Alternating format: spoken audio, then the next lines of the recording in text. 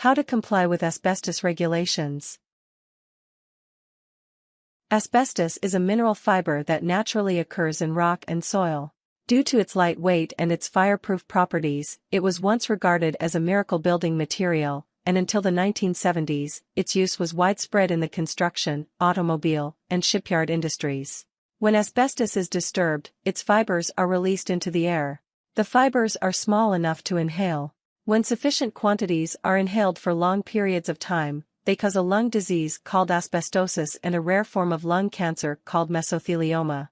Since asbestos is so dangerous, its use is heavily restricted and its handling is heavily regulated.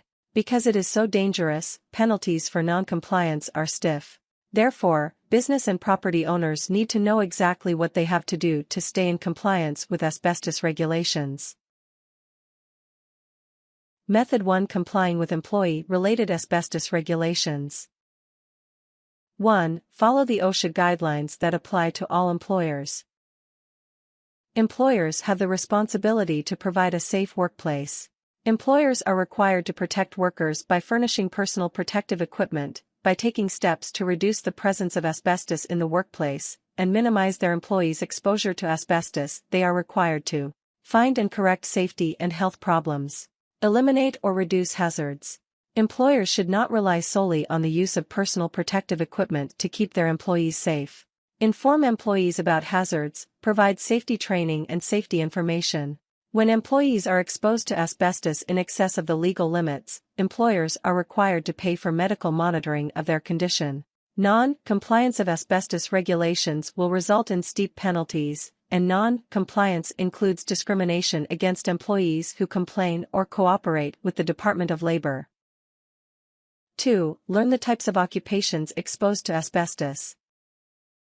Most workers in most professions are not exposed to asbestos in the course of their employment.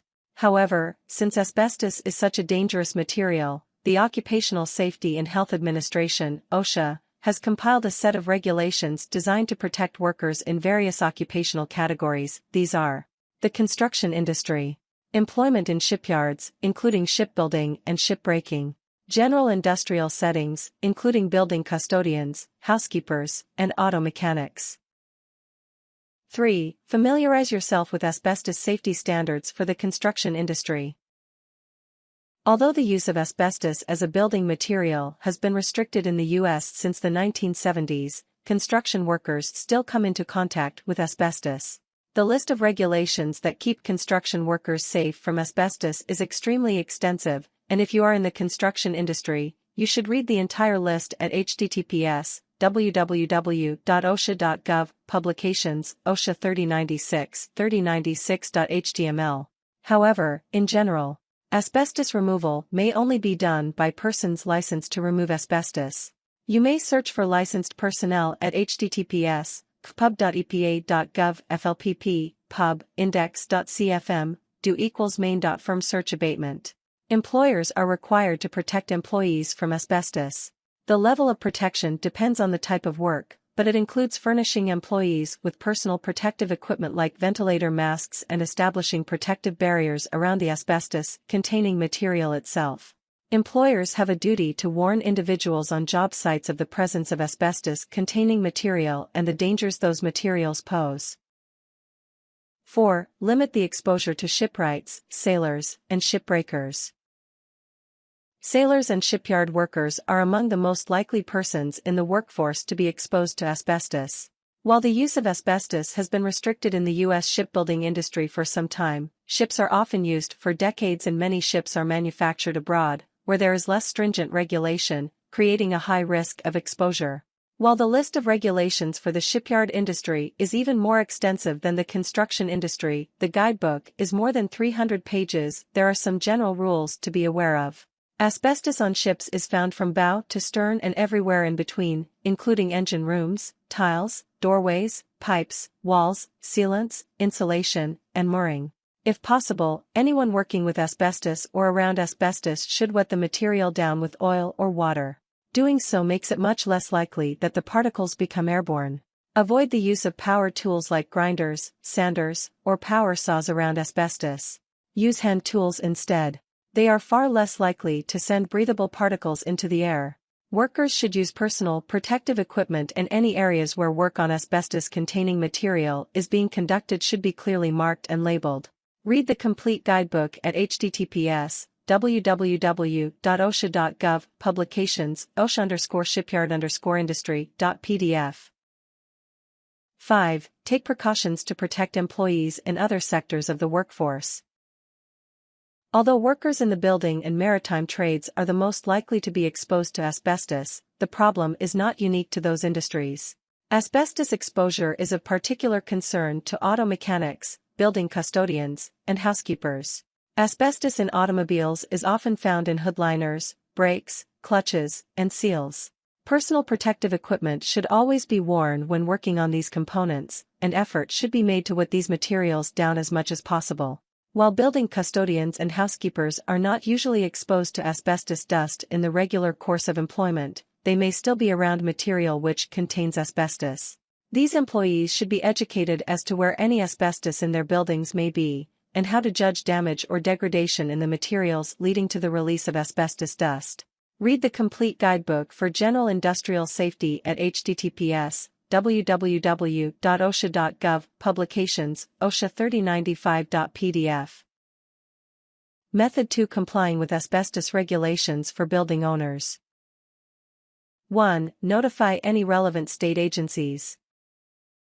Many states have more stringent guidelines for the handling of asbestos-containing material than the U.S. government. If your building is in a jurisdiction that requires it, you should notify state authorities before you conduct any demolition or renovation work in a building constructed before 1980. You may find a listing of OSHA-approved state plans and their contents at https://www.osha.gov, DCSP, OSP, index.html. Be aware that your state may have its own set of regulations that are not approved by OSHA, so be sure to check first. 2. Hire a licensed asbestos inspector. Before beginning any demolition or remodeling on a structure built before 1980, hire a licensed asbestos inspector to assess the level of asbestos in the building. Structures built prior to 1980 are presumed to contain asbestos, and thorough testing must be conducted in order to determine otherwise.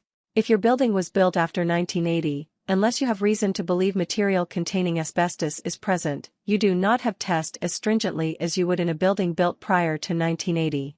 In these cases, a survey rather than an extensive test is permissible. A searchable database of asbestos inspectors and abatement companies is at https://pub.epa.gov, FLPP, pub, index.cfm, do = main.firm search abatement. 3. Contract with a licensed asbestos abatement firm.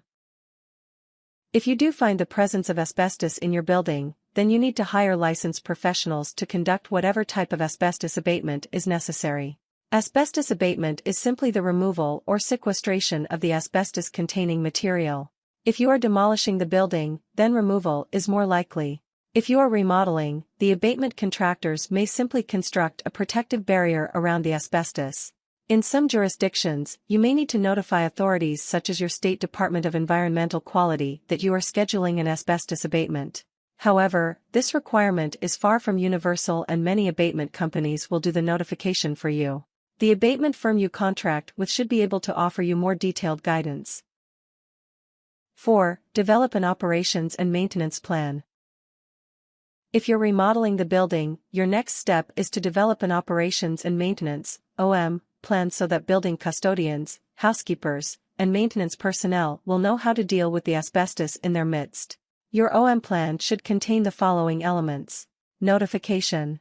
All stakeholders, including workers and tenants, should be notified of where the asbestos-containing material is and what it looks like, and to avoid it if possible. Monitoring and record-keeping. The asbestos-containing material should be monitored for any changes to its condition.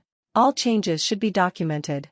Train employees on ways to handle and work around asbestos safely.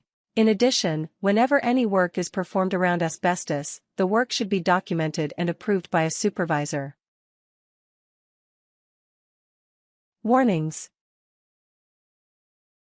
Secondary exposure to asbestos can cause cancer, too. Asbestos fibers can be carried on hair, skin, and clothes. Asbestos fibers are microscopic and can be transferred through physical contact, hugging your spouse, holding your child on your lap. The fibers can also get embedded in furniture fabric, curtains, carpets and linens. Asbestos cancer, mesothelioma, takes decades to manifest. Asbestos fibers work their way deep into your lungs.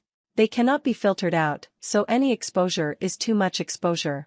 If you are concerned about your exposure to asbestos, contact the Mesothelioma Center at www.asbestos.com.